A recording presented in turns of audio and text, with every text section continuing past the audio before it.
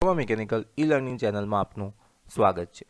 આ જે વિડીયો છે એ એફએમએચએમ સબ્જેક્ટના ચેપ્ટર નંબર 3ના જે મોસ્ટ આઈએમપી ક્વેશ્ચન છે એને રિલેટેડ છે. ઓકે, તો આ વિડીયોની અંદર આપણે જે ઇમ્પોર્ટન્ટ ક્વેશ્ચન છે એ અને એના આન્સર કઈ રીતે લખવાના એ આપણે ડિસ્કસ કરીશું. તો ચલો આપણે સ્ટાર્ટ કરીએ. સૌથી પહેલો ક્વેશ્ચન છે, differentiate between laminar flow, turbulent flow, rotational flow and irrotational flow. Okay, English અને ગુજરાતી બંને લેંગ્વેજની અંદર આપણે લખેલું છે. સો લેમિનાર ફ્લો શું છે? તો કે it is a fluid flow in which the fluid layer way moves parallel to each other and do not cross each other. એટલે લેમિનાર ફ્લોની અંદર શું થાય છે, જે પાણીના જે લેયર છે એકબીજાને પેરેરલ જાય છે, બરાબર, એકબીજાને ક્રોસ કરતા નથી. ઓકે, તેને શું કહેવામાં આવે છે? Laminar flow. ટર્બ્યુલન્ટ ફ્લો તો તમને હવે આઈડિયા આવી જ ગયો હશે.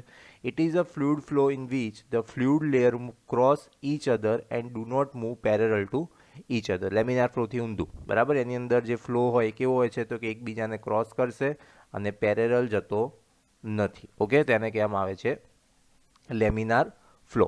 The laminar flow generally occur at the fluid flowing with a low velocity. Okay, ક્યારે થશે? જ્યારે એની વેલોસિટી ઓછી હશે ત્યારે. અને જે ટર્બ્યુલન્ટ ફ્લો ક્યારે થશે? જ્યારે એની વેલોસિટી વધારે હશે ત્યારે. Okay, so laminar flow occur in the small diameter. Okay, velocity બી ઓછી હોવી જોઈએ, એનો ડાયામીટર બી કેવો હોવો જોઈએ? ઓછો હોવો જોઈએ. જ્યારે આનો જે ડાયામીટર હશે કેવો હશે?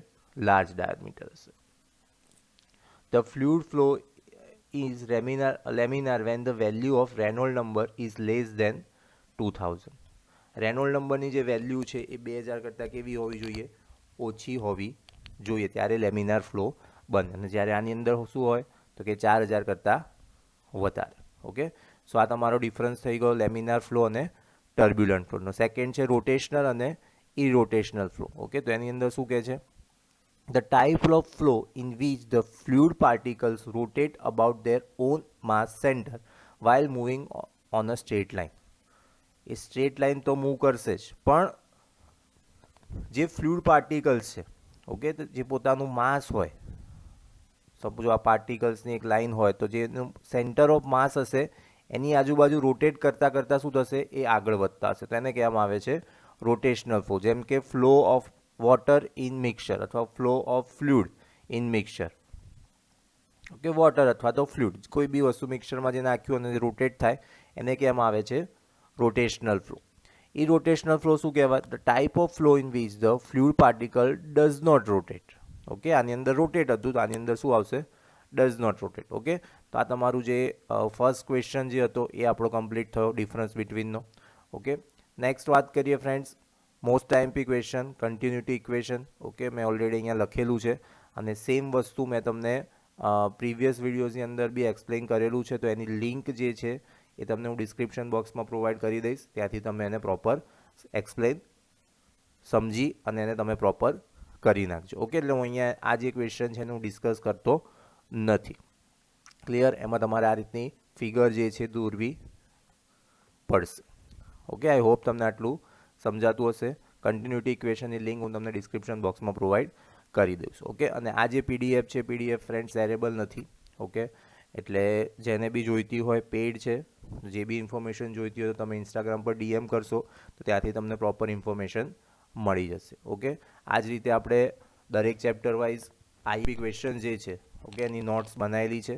ઉપર આઈ બટન પર ક્લિક કરશો ત્યાંથી તમને જોવા મળશે. એ સિવાય આપણે જે સમ્સ છે, ઓકે, ન્યુમેરિકલ, એ બી સોલ્વ કરેલા છે અને 2 માર્ક્સના જે ક્વેશ્ચન જે છે એના બી વિડીયોઝ જે છે ઓલરેડી અપલોડ કરેલા છે. તો ઉપર આઈ બટન પર ક્લિક કરશો ત્યાંથી તમને બધી જ વસ્તુઓ મળી જશે. ઓકે, થર્ડ ક્વેશ્ચન જોઈએ, different types of fluid flow. Okay, different types of fluid flow. તો આની અંદર ફ્રેન્ડ્સ તમારે જેટલા બી ફ્લુઇડ ફ્લો છે એની તમારે ડેફિનેશન યાદ રાખવી પડશે. ઓકે, તો પહેલી ડેફિનેશન છે સ્ટેડી એન્ડ અનસ્ટેડી ફ્લો. ઓકે, તે શું કહે છે? પહેલાં જોઈએ આપણે steady flow. The type of fluid in which the property of fluid like velocity, temperature, etc. remain constant with respect to time. Okay, એટલે સમજો કે વેલોસિટી છે અથવા તો ટેમ્પરેચર અથવા તો કોઈ બી વસ્તુ છે એ ટાઈમની સાપેક્ષે કેવું હોવું જોઈએ? અચળ હોવું જોઈએ. ઓકે, સમય, તાપમાન વગેરે સમયના સંદર્ભમાં કેવું રહે છે? સ્થિર, અથવા તો એને આપણે કહી શકીએ છીએ અચળ. ઓકે, તો એને શું કહેવામાં આવે છે? ડેફિનેશન તમે ફ્રેન્ડ્સ 2-3 વાર સમજશો, તમને આરામથી યાદ રહી જશે. ઓકે, પ્રવાહીની પ્રોપર્ટી એટલે પ્રવાહીના ગુણધર્મો જેમ કે વેગ છે, તાપમાન છે, એ બધું સમયના સાપેક્ષે કેવું હોવું જોઈએ? અચળ હોવું જોઈએ. તેને સ્ટેડી ફ્લો કહેવાય. જો અચળ ના રહેતું હોય તો એને શું કહેવામાં આવશે? અનસ્ટેડી ફ્લો. ઓકે, જો અહીં લખ્યું છે પ્રવાહીના ગુણધર્મો જેમ કે સમયના સંદર્ભમાં સ્થિર રહેતી નથી, અથવા ઇંગ્લિશમાં જોઈએ the type of fluid with the property of fluid like temperature does not remain constant.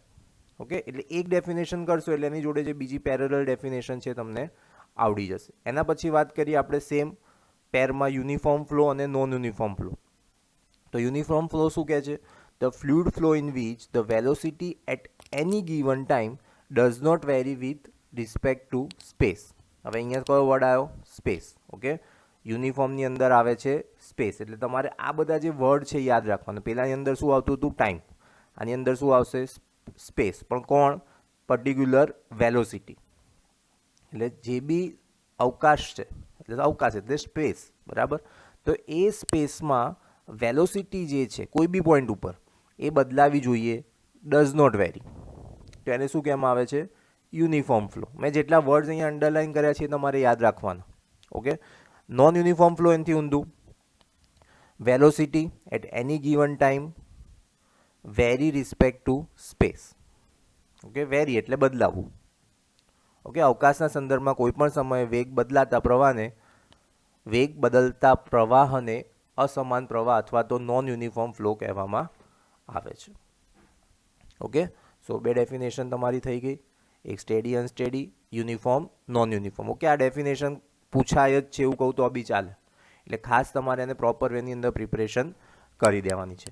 એના પછી છે 1 ડાયમેન્શનલ, 2 ડાયમેન્શનલ અને 3 ડાયમેન્શનલ ફ્લો. એના નામ પરથી તમને આઈડિયા આવી ગયો હશે કે કઈ રીતે એની ડેફિનેશન થતી હશે. Okay, so 1 dimensional flow, the type of flow in which the flow parameter variation occur only in the flow direction. Okay, જે ફ્લો પેરામીટર્સ છે તો એ ખાલી જે ડાયરેક્શનમાં ફ્લો થતો હોય એની અંદર જ વેરી કરતું હોય તેને કહેવામાં આવે છે 1 ડાયમેન્શનલ ફ્લો.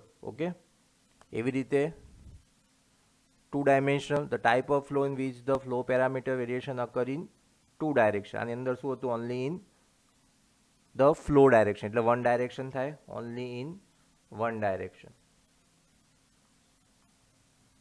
ઓકે, જેમ કે જે રીતે જે બાજુ ફ્લો જતો હોય એ જ ડાયરેક્શનની અંદર વેરિએશન આવે તો એને 1 ડાયરેક્શન કહેવાય. પણ 2 ડાયરેક્શનની અંદર વેરિએશન આવે તો એને 2 ડાયમેન્શનલ કહેવાય. 3 ડાયમાની અંદર same occur in all 3 direction. Okay, the type of flow in which the flow parameter variation અકર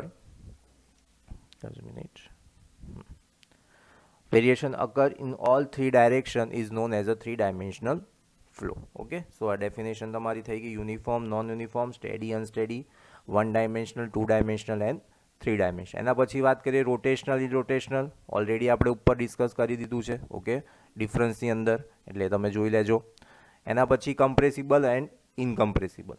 તો કમ્પ્રેસિબલની અંદર the type of flow in which density of fluid change from point to point. Okay, change from point to point.